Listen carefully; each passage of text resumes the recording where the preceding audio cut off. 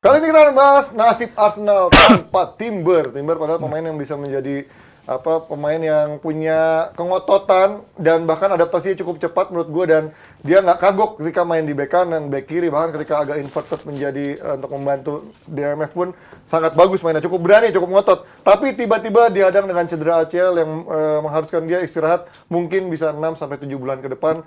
Dan ini kita melihat apakah Arsenal bisa merotasi dengan cukup leluasa tanpa Timber, sedangkan selain Timber masih ada Zinchenko juga yang cedera, dan Tomiyasu nasibnya belum jelas apakah akan dilego, dijual atau memang akan dipertahankan. Lo ngeliatnya ketika Timber cedera gimana rotasi yang akan diterapkan oleh Tapi Arteta, apakah akan emang bener sampai 6 bulan ya? Kok gue baca ada yang bilang 1-3 bulan. Enggak, ini udah lama mas. Cuman ya kan kemarin di assess, udah selesai assessnya ya dibilang 6-7 bulan.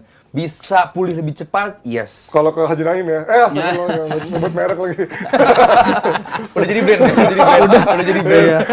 Bau telur Haji Naim ada pantangan ya, harus puasa, nggak boleh makan di kantong kol atau apa gitu, durian. Korban pernah jadi. Sering gua kesana. Tetangga. Oh iya benar gitu.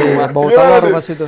Ya ini cedera yang cukup memilukan ya bagi Arsenal karena jujur sedikit mendapatkan new horizon gitu loh, bahwa dengan Timber ini kelihatan ada yang ngotot, ada yang berani fight sama lawan gitu, dan berani dorong-dorong kayak waktu Community Shield kemarin kan, berani banget nih orang gitu, bahwa ngerasa Arsenal ini nggak under pressure gitu, justru berani songong duluan gitu dalam tanda kutip. Ini kehilangan gitu. Cuman apakah ini PR terbesar Arsenal dari musim lalu? Gue lihat enggak. Ini setelah gue ngobrol-ngobrol sama fans Arsenal di Twitter, bahwa gue bilang bahwa tenang Mas Aldi, ini back kiri ini bukan menjadi masalah utama Arsenal, tapi striker. Jadi tanpa Timber pun harusnya ada Tierney ya, sama-sama T. Iya. Oh iya. Ada R-nya lagi. Ya itu dia.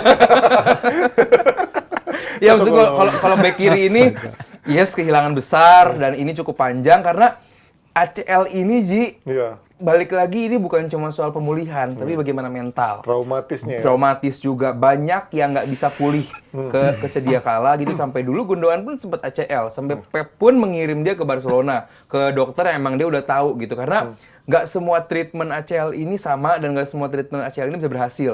Jadi kedua adalah mental, bagaimana lu setelah cedera panjang ini bisa bounce back. Nggak semua pemain bisa punya mental yang tersebut. Gundogan punya hal tersebut. Setelah cedera ACL cukup panjang, dia bisa bounce back dengan cukup bagus dan menjadi pemain penting di City di campaign tahun lalu. Jadi balik lagi ini soal mental, apakah Timber bisa? Cuman ya sekarang adalah bagaimana Arsenal bisa survive tanpa Timber.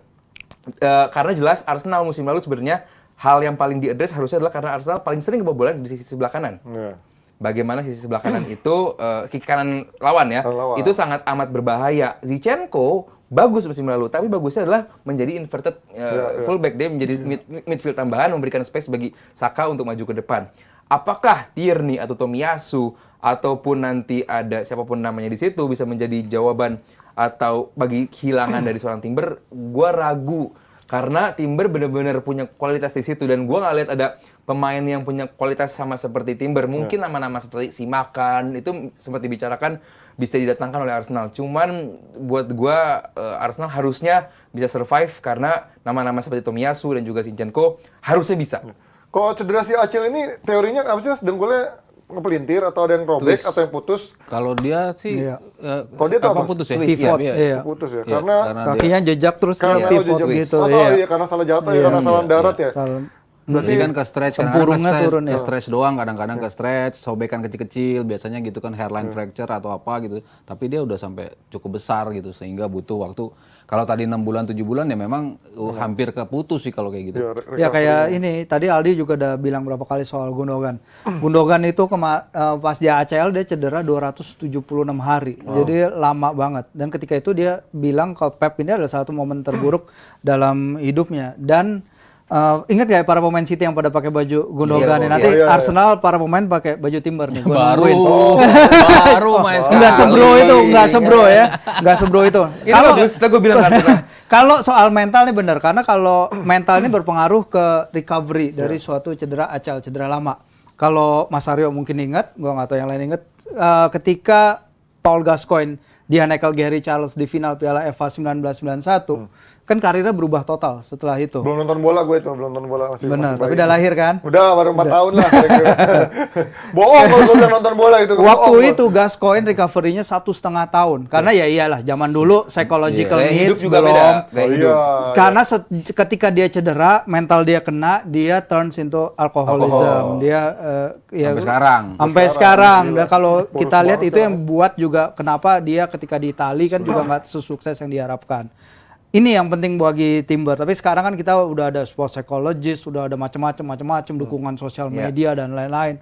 I'm sure dia akan bounce back fine. Seharusnya kalau emang mental dia kuat ya. Kayak seperti yang terjadi ke Gundogan. Gundogan sebenarnya contoh tepat karena dia cederanya panjang banget ketika itu, dan ketika dia balik dia bisa jadi figure yang ya tadi Mas Aryo udah bilang betapa pentingnya juga Gundogan bagi tim treble musim lalu City. Gundogan contoh bagusnya, contoh jeleknya Ansu Fati. Iya kan dia nggak bisa bounce back ACL sampai juga sekarang. Iya, ACL juga dia nggak bisa bounce back seperti sekarang. Nggak bisa bermain dengan risk yang biasa dia berikan gitu. Permainannya betul-betul anjing gue nggak berani gitu-gitu terus. Kita nggak tahu Timber bisa nempuh jalan yang mana gitu. Cuman kalau balik ke gimana Arsenal tanpa Timber, ya ini kan pemain dibeli bukan hanya sebagai pemain yang statis ya.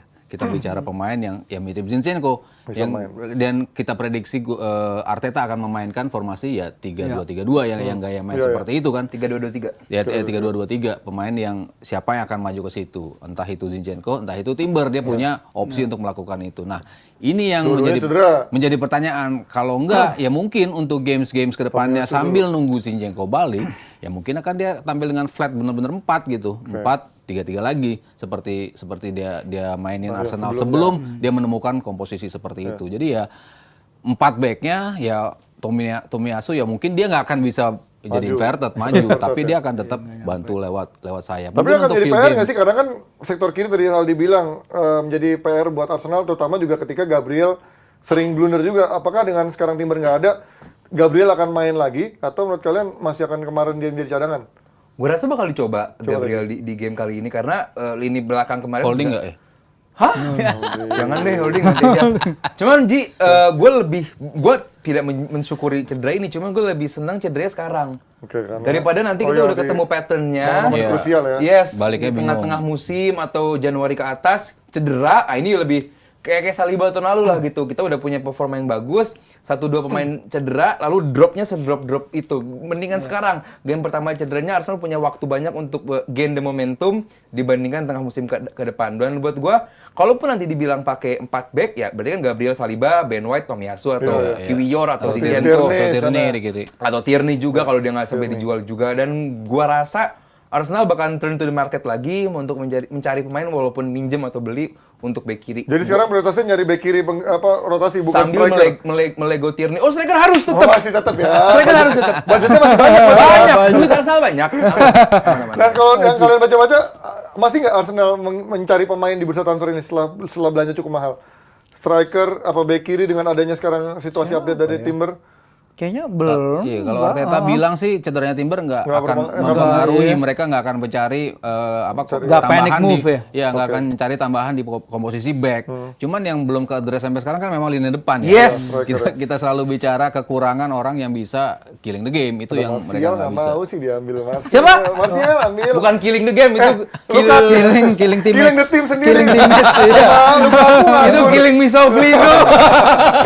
Justru ini pemain yang Arteta nggak pernah punya kan. Nah, yang lainnya kan selalu gerak. Malas dia ini diam ya. gitu. Statis. Pemain yang paling Beda sama Timber tadi. Dan belum ada update striker pun siapa yang diincar kan, isunya dari Vlahovic pun belum ada gitu. Mungkin siapa lo ada mengincar dari komunitas, belum ada mencium-cium bau-bau Belum sih. ini ya, Yang susah ya. digosipkan, cuman ya kita harap Edu sama Arteta melihat bahwa Nketiah dan Balogun ini tidak cukup.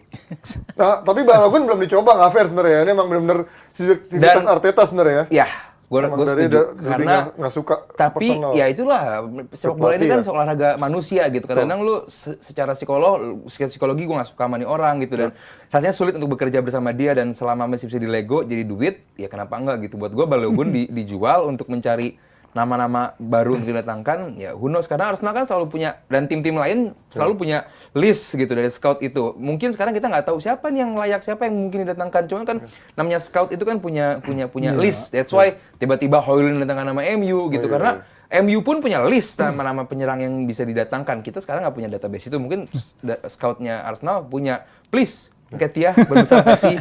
Balogun, thank you for your service. Nketiah tiap main golin, tiap main golin Ini. Iya dong. Lagi nih Arsenal FFP-nya aman nggak sih? Kalau dia bilang, FFP-nya aman nggak sih Arsenal kan? Wah, aman banget. kalau Chelsea aja aman, Chelsea aja aman. Kalaupun nggak aman, apa sih tinggal bayar?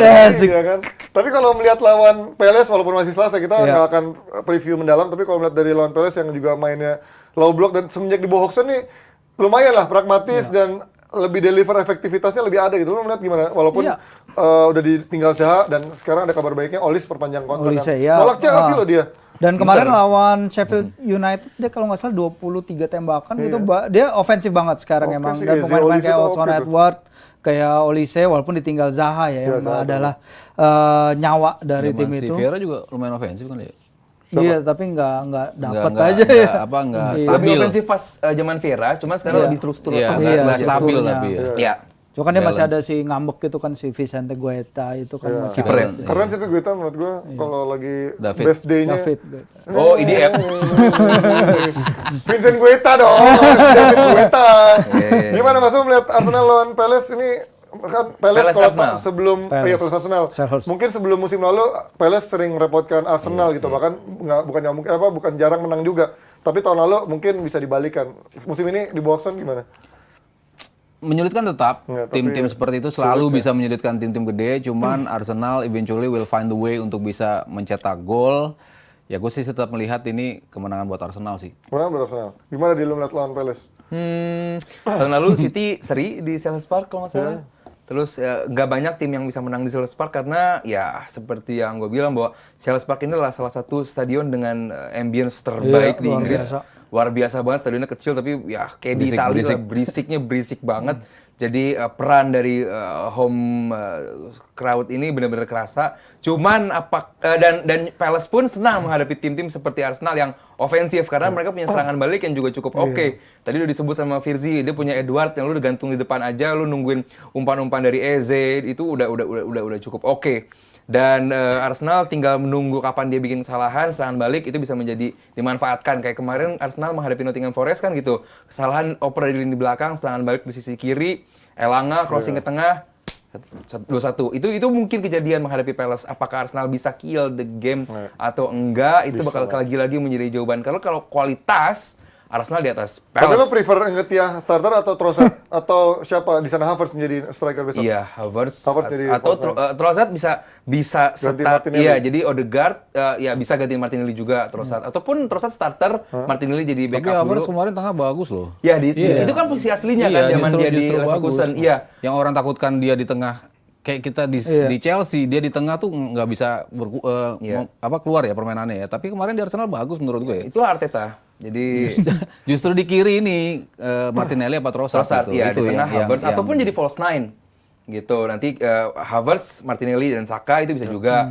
Cuman kan Martinelli dan Saka ini kan bukan seorang inverted forward gitu kan. Dia lebih melebar gitu dan memberikan space bagi Havertz di tengah. Cuman buat gua Havertz di tengah, Nketiah di depan bisa dicoba.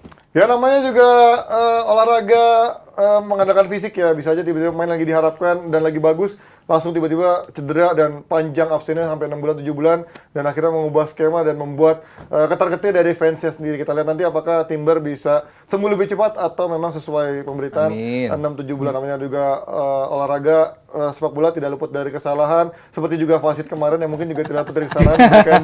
Panji cedera udah sembuh belum? Belum misalnya mahal operasi soalnya mahal. Dan gue juga nggak mau nungguin recovery 6 bulan. Tapi yang pasti menuju weekend semoga semuanya tetap sehat selalu. Main bola, cari keringat ataupun yang menjaga kalian tetap sehat. Thank you buat Firzi, Mas Thank you Aryo semua. dan Thank juga you. Audi. Thank you juga buat Awi dan juga Sariman. Happy weekend buat Jebret. Tim semuanya sampai ketemu di hari Senin. Bye bye. See.